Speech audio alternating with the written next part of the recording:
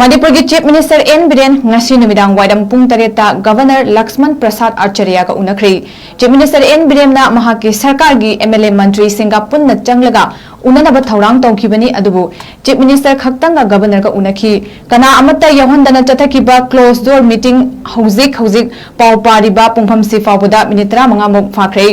notice window na phamba pau amana unified command ase amukhana security advisor dagi lawthoklaga manipur ki chief minister da sinabi haiba wafam taksilaba yai haidi nakanambaromda india today gi source ki matungina manipur ki chief minister n birena ngasi numidang governor unaduna resignation tender tawraba yai haina palli makhatana